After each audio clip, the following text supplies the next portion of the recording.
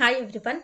In the last topic, we have stopped to the cortical and the thyroid receptors, which comes under the signaling through intercellular signaling pathway. If the cortical hormone or in the thyroid and the retinol hormone, which are some of the non-gaseous molecules, when they get bind to the cortical receptors or the thyroid hormone gets bind to the thyroid receptors and the gets bind to the retinoid receptor, which are present in the bound to the DNA molecules, there is a conformation of the protein which takes place and the dissociation of the inhibitor complex. And during the transduction process, these conformations and the dissociation of the inhibitor complex occurs, leading to the activation of the co-activator protein. If the signaling molecules are the inhibitory molecules, there is inhibition of the gene transcription. In case of thyroid hormones, in the presence of the transcriptional repressor protein, there is inhibition of this gene transcription takes place. Decrease in the synthesis of the thyroid hormone. And if the signaling molecules they are stimulant, it shows the stimulates the gene transcription, that is a primary and the secondary response is seen. We have seen the primary and the secondary response. What do you mean by these responses in the previous slides? There was a stimulatory action which can be seen. Next is the signaling through the cell surface receptor. Under that, signaling through ion channel linked receptors. The ion channels they are also called as a transmitted gated ion channels, which are involved in rapid signaling between the electrically excitable cells. This type of signaling is mediated by the small number of neurotransmitter which transiently open or close the ion channel, leading to the change in the gene expression, cell permeability of the plasma membrane, and thereby causing the excitability of the cell. And the signaling this through the ion channel, this also called this comes under the homologous class of transmembrane protein, which are involved in the rapid signal transduction. Next up.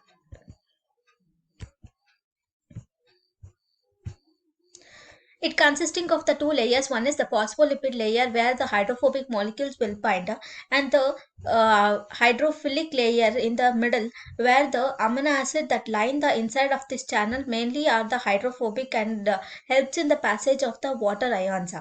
And when the ligand bind to the extracellular region of the channel, there is a conformational change in the protein structure takes place, which allow the transmission of the particular ions such as the sodium, calcium, magnesium and the hydrogen ions, leading to the excitation of the cell or changing the membrane permeability or maintaining the membrane permeability of the cell.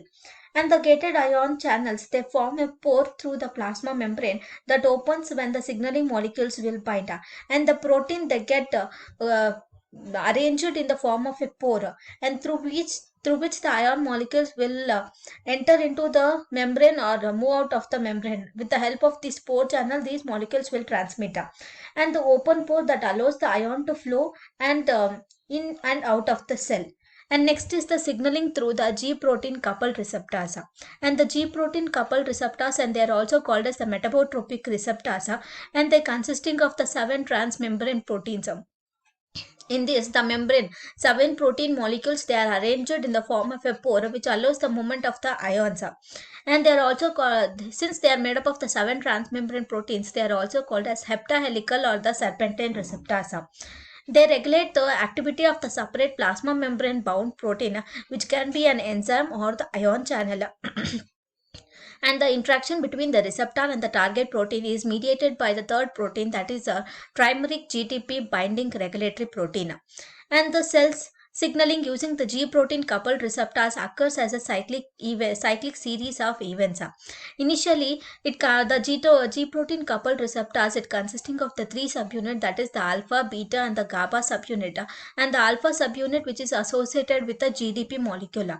When the ligand or the signaling molecules, when they bind to the G protein coupled receptors, this alpha gets detached from the beta and the GABA subunit, and the alpha subunit gets activated, where the GDP molecules they get converted into GTP with the help of an ATP molecule and follows the signal transduction pathway. In that, it follows the 3 main pathways. It causes that means it causes the activation by 3 following mechanism. One, it causes this alpha subunit they get bind to the adenyl cyclase enzyme which is present on the membrane and causes the increase or decrease in activity based on type of signaling molecules will bind. In this increase or decrease in the adenyl cyclase activity, which in turn causes the activation of phosphokinase A enzyme. Therefore, the phosphorylation of the ligand molecules occurs, which leads to increase or decrease in the cyclic AMP. And another mechanism which occurs is it causes the activation of the phospholipase enzyme. There the IP3-DAG pathway which follows, leading to the increase in the level of the calcium ions from the sacroplasmic reticulum and thereby the excitation of the cell. Another mechanism is the increase or decrease of the ion gated channel takes place, where the movement of ion is regulated. And then after showing all of the cellular response and this GDP molecule, it again comes back to the GDP state, that is a normal resting state, by the where the GDP molecule is converted into GTP molecule which gets converted into GDP with the help of an enzyme, that is the GTPase. Therefore, the normal resting state of the G protein coupled receptors is also attained, and this occurs as a cyclic series of events.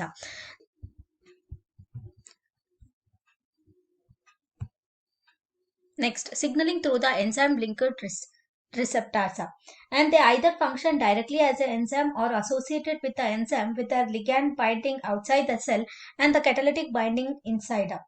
And the enzyme linked receptors, they normally have the large extracellular and the intracellular domain, but the membrane spanning region consisting of single alpha helical region of the peptide strand. When the ligand binds to the extracellular domain, a signal is transferred through the membrane activating the enzyme, and this activation of the enzyme sets off the chain of events within the cell, thus eventually lead to the response. And we shall consider one of the example, that is the tyrosine kinase.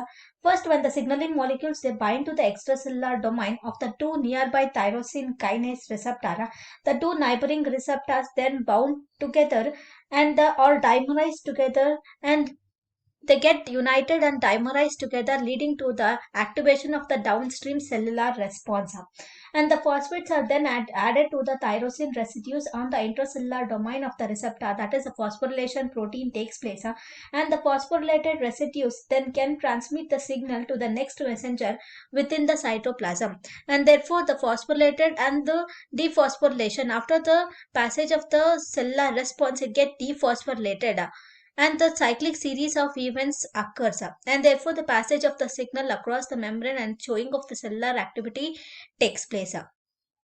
Next, signaling through the intracellular signaling pathway, and the intracellular signal transduction is a mechanism by which the cell acquires the information from their extracellular milieu and convert that information into the chemical stimuli upon which they can make the relevant development and the functional decision.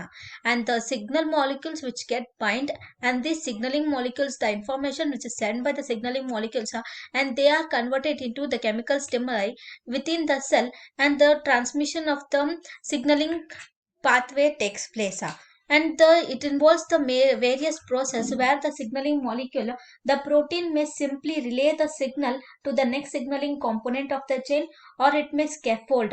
Scaffold is nothing but the folding of the protein takes place, so that they interact more quickly and efficiently, and they may transduce or amplify the signal into the different form which is suitable for either passing the signal along or stimulating the cellular response. Next, it may integrate the signal so that two or more signaling pathway can be integrated before relaying a signal onward, and it may spread the signal from one signaling pathway to the another, creating the branches in the signaling stream, and it may anchor the signal one or more signaling proteins in the pathway to a particular structure in the cell where the signaling proteins are needed, and it may modulate the activity of the other signaling proteins, thereby regulating the strength of signaling pathway. After all this process, the chemical stimuli gets formed. Because of all this process, it may relay, transduce or amplify the chemical signal, that is the signaling molecules undergoes all this process and gets converted into the chemical stimuli, and this stimuli it triggers the gene transcription within the receptors or any of the activity or the releasing of the molecules, transducing of the DNA. All this process occurs with the help of these chemical stimuli. And next, now we shall see some of the examples where the signaling molecules will act and helps in the process of gene transcription. First will be the proteins. And the proteins, and these are mainly produced in the mitochondria, or they may bound to the endoplasmic reticulum, and they are also synthesized in the they are mainly synthesized in the ribosomes. We shall now see the molecular transport of the signaling molecules within the protein, and this can be achieved with the help of two. One is the sorting signal that directs the transport of protein from where they are synthesized to the nucleus, endoplasmic reticulum, and the mitochondria. This sorting signal can be of two types. One is the single peptide or the single patches. In the single peptide, it consisting of the continuous stretch of amino acid sequence, typically about 15 to 60 residues long, but sometimes they alter the sorting process that has been completed. And it may remove from the finished proteins by the using a single peptidase enzymes, and they are used to the main function of this single peptide is it helps to transport the proteins from the cytosol into the endoplasmic reticulum, mitochondria, peroxisome, and the nucleus. And next will be the single patches, and the single patches, it is the three-dimensional arrangement of the protein, and the signaling molecules, they get arranged into a three-dimensional structure where the protein fold up takes place. And the main function of this single patch is they are used to identify the certain enzymes that are to be marked with a specific sugar residues, and that then direct them into the Golgi apparatus. They help in attachment of the sugar molecules to the protein signal and then transport them into the Golgi apparatus. And the protein moves from one compartment to the another compartment, that is from one organelle to the another organelle, with the help of these three transports. First is the gated transport, and then in this there is the this helps in the protein transport from the cytosol into the nucleus. And these are the selective gates that can actively transport the specific macromolecular proteins, and also allows the free diffusion of the smaller molecules. Both the macromolecules and the free diffusion of the smaller molecules can be carried out with the help of this gated protein. And the transmembrane protein, and the protein transport occurs with the help of the protein translocators, which directly helps in transporting the specific proteins across the membrane, that is from cytosol into the space. The space can be the endoplasmic reticulum or the mitochondrial matrix. And the transported protein, it should be in the unfolded form. In order to seek through the membrane, it should be in the unfolded form. And the vesicular transporter, the vesicles of one compartment become loaded with a cargo of protein that is derived from the lumen of the other compartment.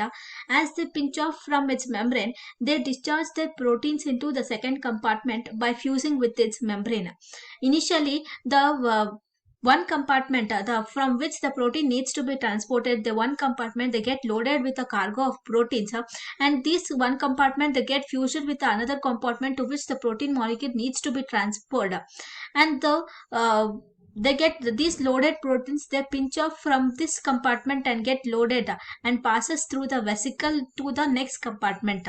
That is with the help of the vesicular transport. And what next, let us know about what you mean by this epigenetic information. During the cell division, the organelles, they get swelled and they are transformed from the parent cell to the daughter cell.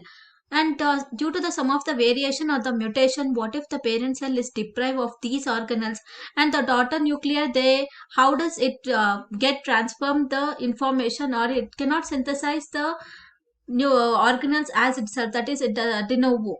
This is nothing but the de novo. Synthesizing itself is nothing but the de novo. It cannot synthesize itself. It needs some of the information from the parent cell, and that is with the help of this epigenetic information. And these are nothing but the protein molecules. Epigenetic information are nothing but the protein molecules which are present on the cell membrane of the parent cell, and during the cell division, they get these are transformed into the daughter cell. And with the help of these information, if the parent cell is deprived of any of the organelles also, this information which helps in the synthesis of organelles and the development of the cell.